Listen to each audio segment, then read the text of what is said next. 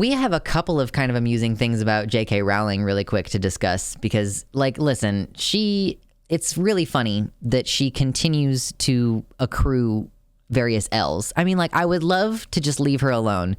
Ideally, I would like to live in a world where we just never talk about JK Rowling ever again, but we still live in the world where she kind of trends on a regular basis. And also I keep responding to her tweets, so then they show up in my timeline even though I'm not following her, and that's my bad. So interestingly, Pottermore profits dropped by 40% as the lockdown sales bounce unwind. So first of all, it's really funny to me that the 40% statistic is there. Like, I think that we should start making 40% jokes back at TERFs. That would be really, really, really funny.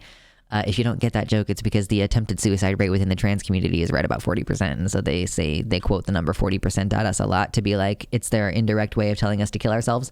Anyway, but that's pretty funny. So the global digital publisher for JK Rowling's Wizarding World saw their profits drop by 40% last year, coming off of a lockdown sales bounce. Oh, okay, so they sold more during lockdown, and then they had a drop because lockdown ended, I guess is what they're trying to claim. Yeah. Did you know that 40% of cops really like rainbows? Google 40% cops. Pre-tax profits dropped 40%.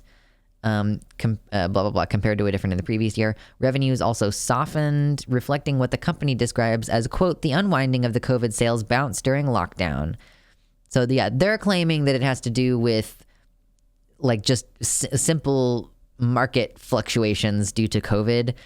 But if we're being realistic, I think that it would be fair to say that her bad reputation has also contributed to this. Like, was there really a 40% rise in sales during lockdown? I would be interested to see, like, this only goes back so far as 2021. I would be interested to see if it's returning to its pre-COVID level or if it's dropped below its pre-COVID level. Because oh wait, hold on here. In 2020, revenues saw an uplift of 24% in 2020. So that would have been so we would have to look back at 2019 to really get the pre-COVID numbers. But I just thought that was kind of funny. She's getting a little bit less. First of all, that's pretty funny that we have her losing money, especially after she specifically said that, like, oh, I feel a lot better about all the issues that I run into on Twitter when I'm cashing my royalty checks. And it's like, okay, whatever.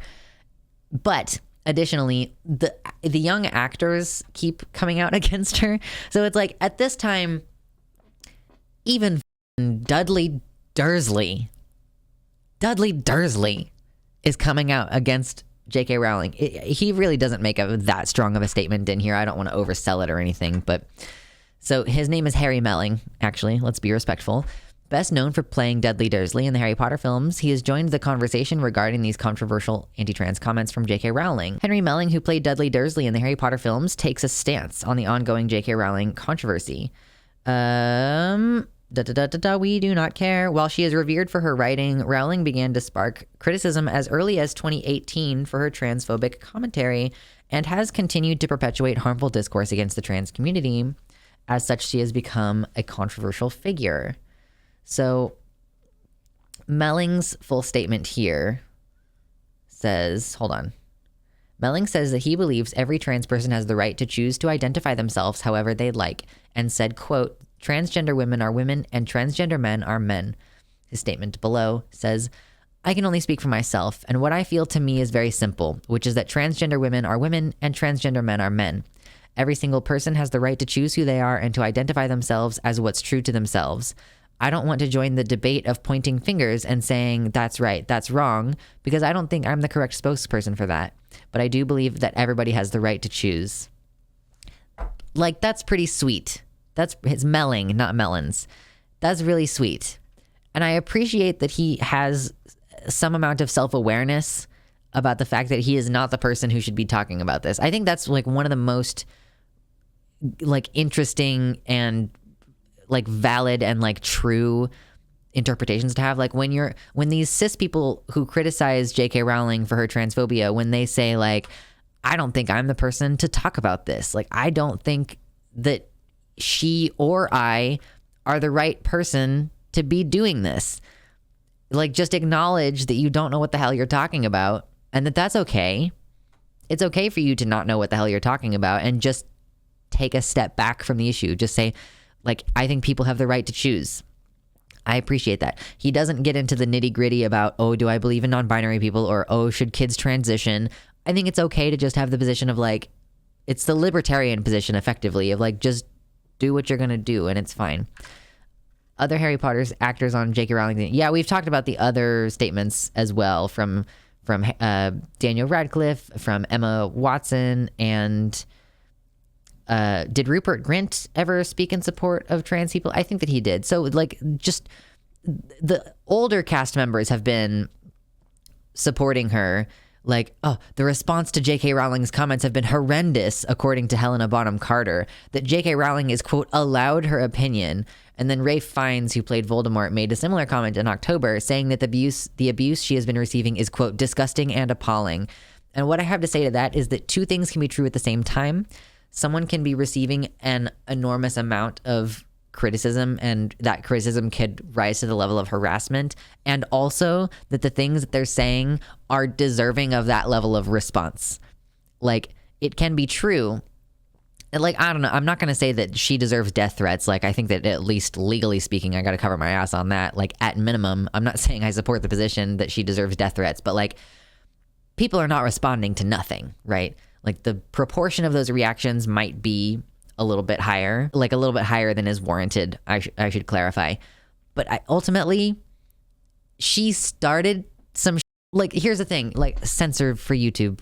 God, it's so annoying that we have to do this now. But, like, don't start no shit, won't be no shit. I'm sorry, JK Rowling, but, like, if you didn't want trans people to, like, with you, you should not have tried to with us. And frankly, we would rather not with you in any sense of the term. Yeah, I didn't know Helena Bonham Carter was a TERF. I don't know if she is a TERF, but she's definitely like, oh, she's allowed her opinion, as though this is strictly an issue of opinion and not an issue of social influence and how she uses her money. Like, this is why people criticize folks who continue to buy merchandise that she receives royalties for, that she is profiting off of your continued interest in the franchise. She specifically props up her opinion by saying, like, oh, well, all these people support my intellectual property, therefore they endorse my views that I've expressed separately from that intellectual property. And, like, then she spends all of that money in, like, you cannot imagine that she doesn't contribute to political campaigns, right? Like, JK Rowling must contribute to anti-trans candidates in her country because she cares so much about this. Like, what the types of that JK Rowling has done recently is she opened a crisis center for women with the explicit purpose of it being discriminatory towards transgender women, which I don't even think is legal in her country. Like, I think that might be illegal, but that's what they've decided to do. That's what she's decided to do, is she's decided to create spaces where cis women don't have to be around women that they don't like.